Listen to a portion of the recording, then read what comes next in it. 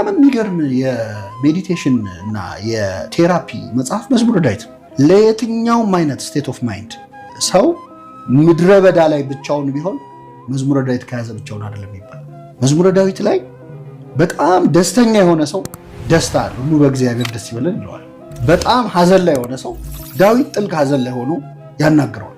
እና በዳዊት መዝሙር ውስጥ ሁሉም አይነት ስቴት ኦፍ ማይንድ አለ።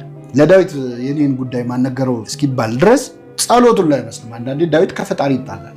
አምላኬ አምላኬ ለምን ተውከኝ? አንተ ትመሰገናለህ በክብርህ፣ እኔ ግን እዚህ እየተሰቃየሁ ነው ይላል።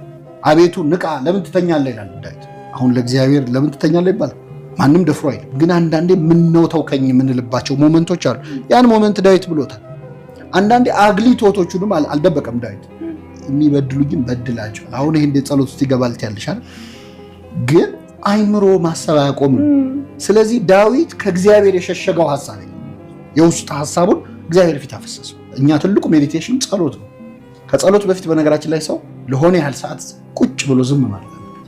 ማር ይስሐቅ በጣም ጥልቁ ጸሎት በእግዚአብሔር ፊት ዝም ብሎ መቀመጥ ነው እንጂ ዘሎ ተሯሩጦ ወደ ጉዳዩ አይገባም። መጀመሪያ አንተና እግዚአብሔር ብቻችሁን ጸጥ በሉ እስቲ። ሙሴ እኮ በጣም ጨንቆት ይገርምሻል። በግራ እስራኤላውያን ኧረ ልንሞት ነው እያሉ ይጮሃል። በቀኙ የፈርዖን ሰራዊት እየበረረ እየመጣ አቧራ እያቦነነ ነው። ህዝቡ ይጮሃል፣ ፈርዖን ይጋልባል። በቃ ግራ ገብቶት ጸጥ አለ። ጸጥ ሲል እግዚአብሔር ምን እንዳለው ታውቂያለሽ? ለምን ትጮህብኛለህ? ምንም አላለም ሙሴ። ከህዝቡ ጩኸት በላይ የሙሴ ዝምታ ተሰምቶ